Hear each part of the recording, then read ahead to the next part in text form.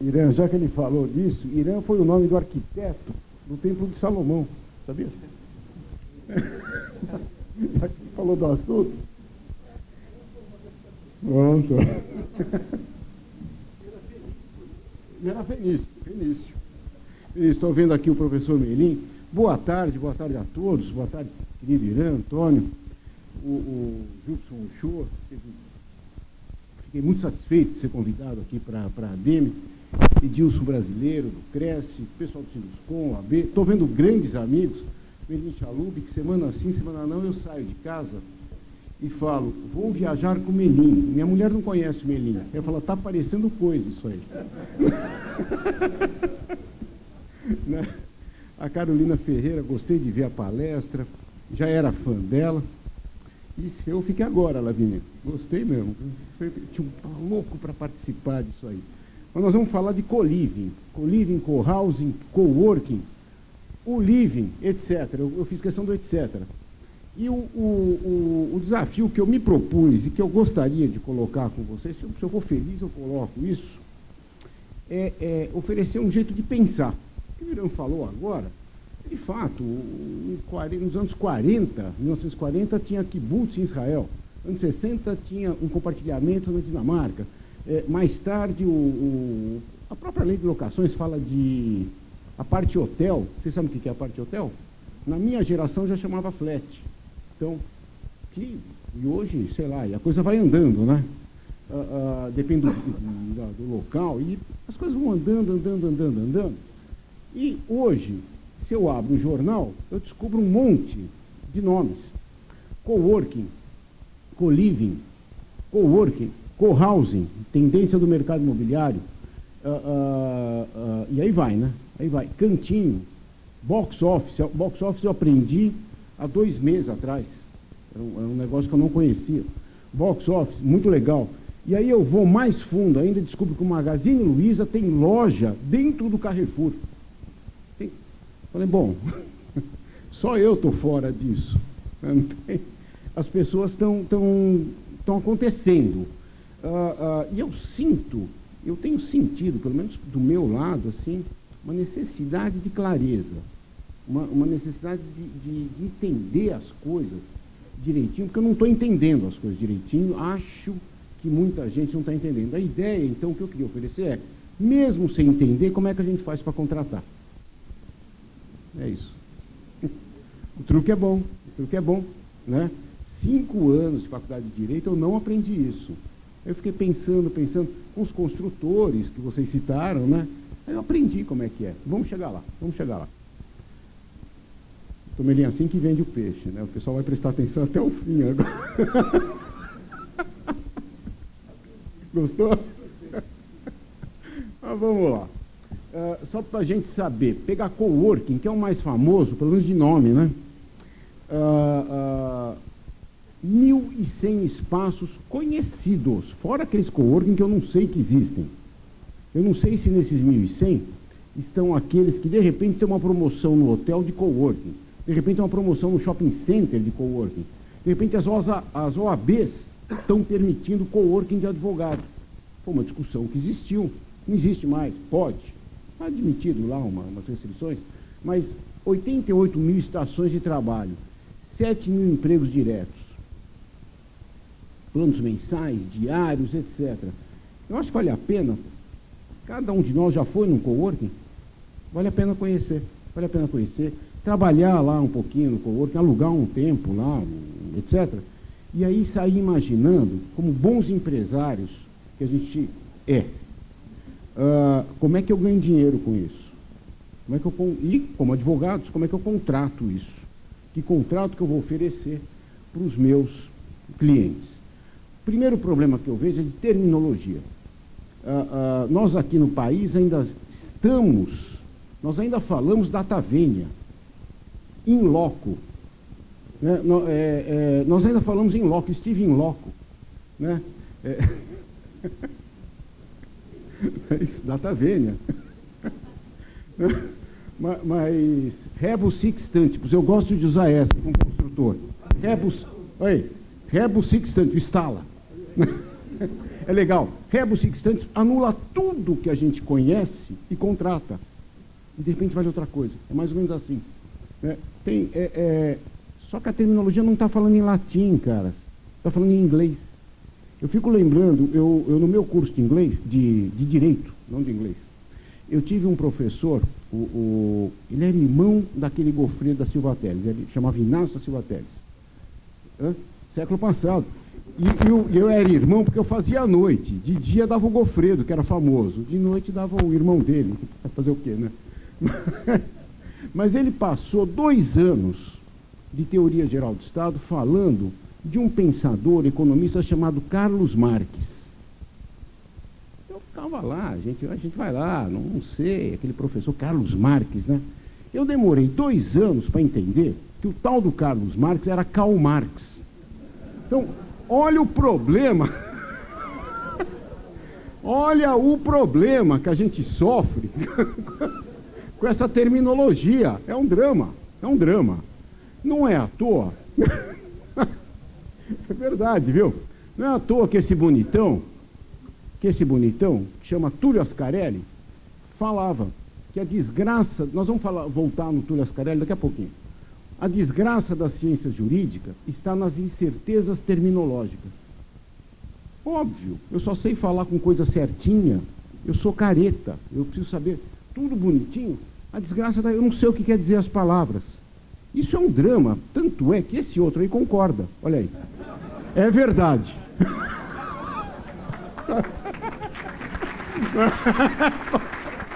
Ó, vocês viram que estava preto e branco a foto, que é discreta. Vamos lá, cohousing, o que é isso? Eu pego, ó, tudo que eu estou pegando é de jornais, etc. Cohousing, modelo de moradia em que um grupo de pessoas tem intenção de planejar uma vida em conjunto, vem atraindo os olhares de brasileiros que querem viver com qualidade, vida, autonomia, conexões, etc. Tá. Aí eu pego outra definição de cohousing, pesquisa da Cohousing US, que fala novos formatos para viver o envelhecimento com dignidade. Que envelhecimento? O outro não falou. Quem leu primeiro fala a moçada toda morando junta numa casa, não é?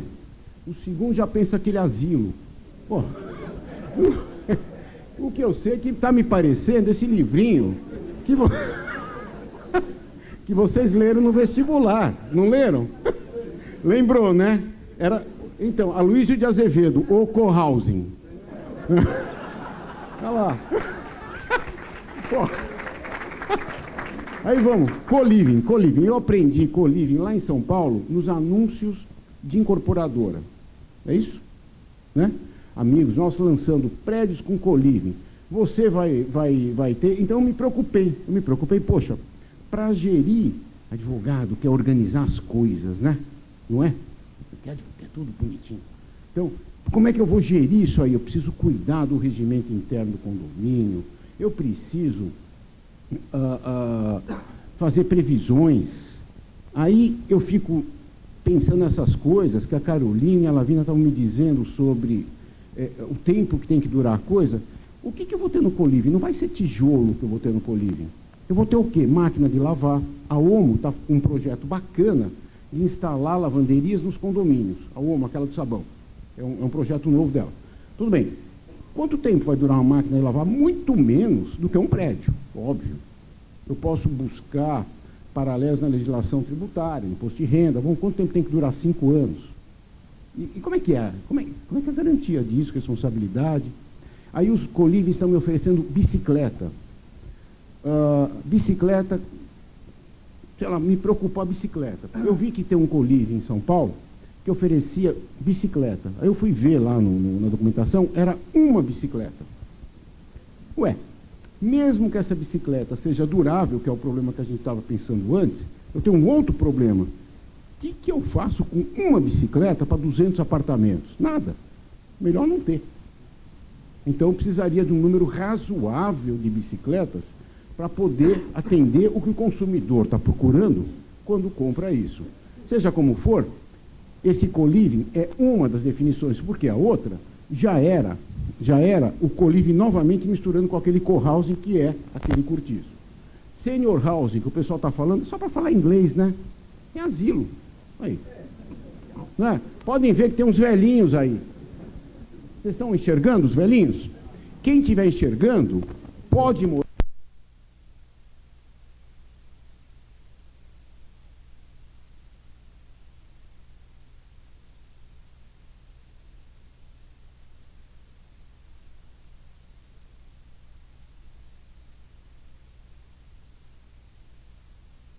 Fica lá. Você fala que é do juizado de menores. O que está fazendo lá? Não, minha filha está aqui. Mas é legal, tem maquininha de sorvete, maquininha de comida, os quartos você pode alugar para uma só pessoa morar lá, ou para duas, é tudo organizado, os preços são compatíveis. Em São Paulo, fui ver, sai mais ou menos entre R$1.500 e R$2.000 por mês, o aluguel de um apartamentozinho, é um quarto com banheiro e acesso a todas aquelas áreas comuns. É um preço razoável para áreas boas em São Paulo, não tem problema nenhum. O que eu sei é que eu fico, então, vendo essas novas definições, que, na verdade, não estamos falando de tijolo, né? Falamos de tijolo até aqui? Nós estamos falando de uso. Nós estamos falando de uso. O que significa isso tudo? Vamos pegar a locação, então? Porque, vamos lá, eu preciso entender o que é para oferecer um contrato razoável, compatível, não é isso? Então, vamos pegar o coworking. Primeira ideia é locação. Segunda ideia é prestação de serviço. Então, o que é? Se for locação, eu tenho de cara um problema que é o limite do valor para sublocação, artigo 21 da lei. Não posso cobrar quanto eu quero. Se eu for o inquilino daquele andar, eu sou inquilino do andar, pago R$10.000 por mês de aluguel. Se coworking for o meu negócio, for locação, quanto que eu posso cobrar de aluguel dos sublocatários? 10 mil. Vale o negócio? Não. Não. Então, eu tenho que tomar cuidado. Tá? Só posso retomar aquele lugar depois do termo contratual. Olha, eu te cedi /ocupação, /aluguel, o que for. Nós estamos procurando o que é, né? Até o dia 10 de dezembro, resultado, eu tenho que esperar 10 de dezembro, senão não tiro você de lá, não remanejo nada. Aí surgiu o Itaú, que quer pegar um grande pedaço lá, eu quero tirar o cara um pouquinho de lado. No shopping center eu poderia pensar em trocar a loja dele de lugar. Aqui eu não poderia, porque não é shopping, não tem aquela regra do 54, etc. E para tirar alguém de lá, teria que mover um despejo. Não vai dar. Se for prestação de serviços, vai incidir o Código de Defesa do Consumidor. Eu não sei o que eu quero, né? Então, e vou pagar ISS. Lógico, prestador de serviço, 5%. Tá? Então, vou procurar nas leis. Será que aparece em alguma lei? Aparece na Lei Complementar 116 do ISS, escritórios virtuais. Eu acho que escritório virtual é o coworking. Tá? A gente tem que interpretar a lei do jeito mais inteligente que a gente possa conseguir, né? Porque o outro jeito de interpretar escritório virtual, qual seria? Um escritório só na tela? Não é isso, né? Só no Play? Não, não é. Então, depois teve leis municipais que tentaram enfiar, tirar, atualmente não está valendo, essa lei municipal só de São Paulo, acho que não tem maior interesse para os senhores, e o PL 8.300, que foi claro em dizer, olha, coworking não é sublocação. Ótimo, ótimo, mas não vingou ainda. Eu posso procurar na lei de locações, ela logo no artigo 1º, ela diz o que não se regra por aquela lei. Por exemplo, espaço destinado à publicidade. É um exemplo. Por exemplo, imóvel pertencente ao Estado. Só que ela não diz, ela fala da parte hotel, ela não fala do coworking, até porque em 91, quando foi feita a lei, não existia esse nome. Então, não é lá que eu vou achar. Tá? Eu tenho, então, que procurar a preponderância. Aí começa a primeira pista do que eu tenho que fazer. O princípio da preponderância. Esse princípio da preponderância, para quem gosta de direito do trabalho, os advogados trabalhistas gostam de primazia, né? O princípio da primazia, não é isso? Eles gostam dessa palavra, acho bonita também. Mas o que é? Então, eu fui procurar, não nos textos de direito, fui procurar nos textos de administração. Esse texto é de um mestrado, lá na FGV, de Escola de Administração, e o que ele fala? E olha, coworking é prática de trabalhar lado a lado, é isso que ele quer. Opa, não é o local, é trabalhar lado a lado. Com outra pessoa, espaço flexível, compartilhado, onde eu posso fazer tudo. Quero que construa uma comunidade. Quero que extrapole os espaços físicos e que tenha uma intermediação incentivada pelos anfitriões. Olha quanta coisa diferente daquela caixa, né, do espaço físico, da locação, do local. Eu fico lembrando, uma vez me falaram que shopping center, por exemplo, o negócio de shopping center só é negócio imobiliário até a entrega das chaves. A partir daí, é um negócio de administração, de marketing, de gestão. O tijolo já foi embora, não é mais importante. Mas vamos lá. Aí, quando eu estou procurando a preponderância, eu abro o jornal de ontem, Estadão, e descubro que os japoneses estão alugando o carro para tirar cochilo. Ué, eu estou descobrindo que alugar um carro por 30 minutos sai R$15. Eu alugo o carro, não estou interessado na economia dele, só estou interessado no banco reclinado. Durmo, devolvo o carro, gasto R$15, valeu. O preço é tão bom que eu me lembrei do box office, que custa R$50 a hora para ter um escritorinho. Então, talvez valha a pena ir na Localiza, alugar uma van, faço minha reunião e devolvo. Não é? Pensando com o bolso, né? Estou aqui, né? Tentando incentivar. Então, é complicado eu procurar o princípio da preponderância. Só para você ver como... Isso aí é para os construtores saberem como advogado sofre. Vocês são noites e noites pensando. Eu cansava, alugava um carro, cochilava, acordava, e aí ia tocar a vida. Mas tudo bem. Veio a medida provisória 881, que foi um alento.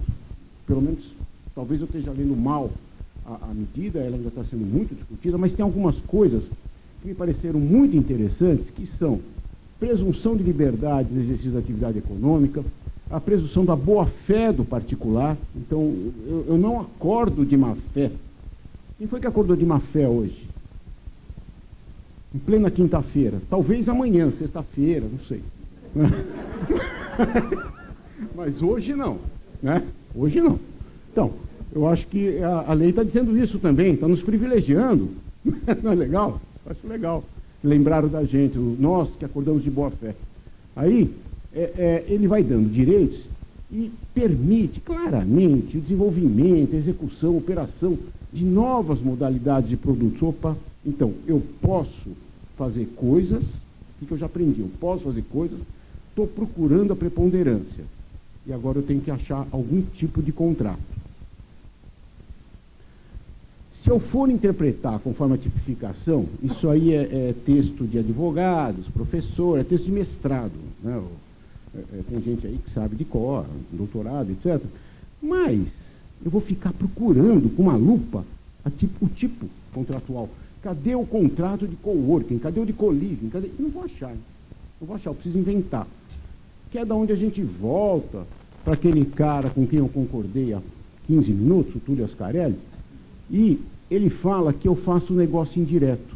Eu pego o que já existe e adapto para o que eu quero. Eu faço um contrato atípico de locação, por exemplo.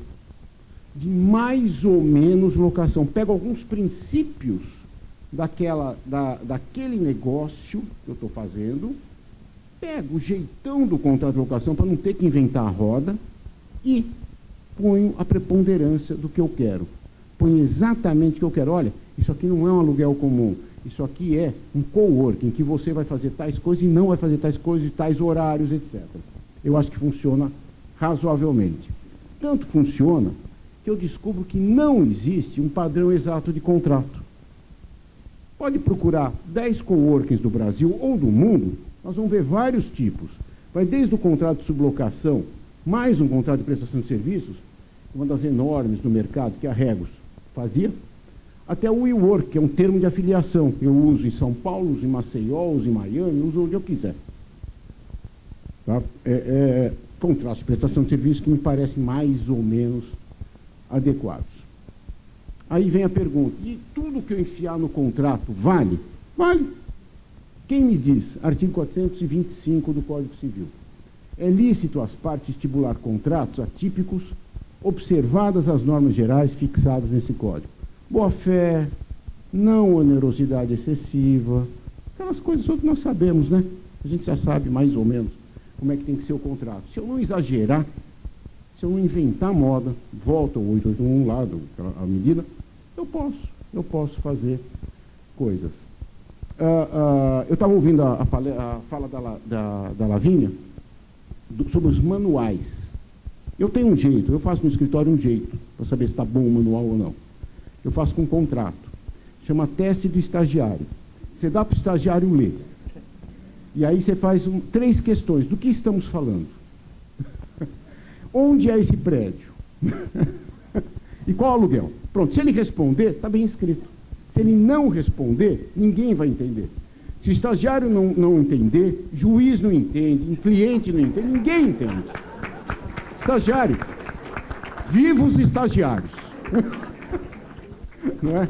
Então, eu posso estipular e aí eu faço o teste do estagiário e vejo se está certo. Tá? E eu tenho que lembrar que eu escrevo muita bobagem, todos nós escrevemos mal.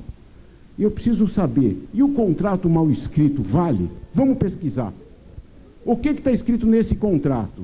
Entrada proibida de somente pessoas autorizadas. E aí? Quem entra aí? Não sei, né? Eu tenho que interpretar o contrato. Hermenêutica contratual, não é, professor? Né? E aqui? Não é permitido comer 2 pessoas no mesmo prato. A direção. Eu sei quem é o poder aí, a direção. Né? É aquela camiseta que eu sempre quis ter aquela de escola de samba, diretoria, né? Estou mandando. Eles falam, mas não pode comer 2 pessoas no mesmo prato. E muito menos fazer carinho na fila de pequenas compras. Não pode. Isso aí são fotos que a gente vai tirando na vida, né? A gente presta atenção nas coisas e vai descobrindo isso. E aí, quando eu escrever aquela porcaria de contrato, ele vai valer? O Código Civil me responde. Vamos procurar a intenção consubstanciada neles. E aí, nós vamos nos desviar um bocadinho do carinho, do 2 pessoas no prato, etc. Esquece um pouquinho, infelizmente, a gente gosta de sentido literal, mas esquece um pouquinho o sentido literal da linguagem e vamos procurar a intenção. Olha só, na leitura do contrato que eu tentei fazer para uma coisa nova, vale a intenção. A lei não me permite, não me proíbe inventar coisas novas. É costume na prática do direito pegar formas velhas para usar em coisas novas. É costume, a gente faz isso. Tá? Então, o que está me faltando? Buscar a essência do negócio. Quando eu estiver falando do co-living, que eu estou imaginando co-living, que é na área comum do condomínio, é isso que eu vou descrever. Quando eu estiver imaginando um coworking de um jeito A, B ou C, é isso que eu vou descrever.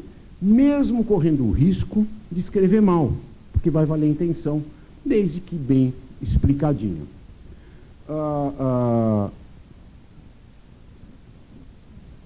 Vocês sabem quem é esse? Deviam. Esse é o Padre Vieira. As ações de cada um são a sua essência. E eu acho que os contratos de cada um também. Você faz o contrato conforme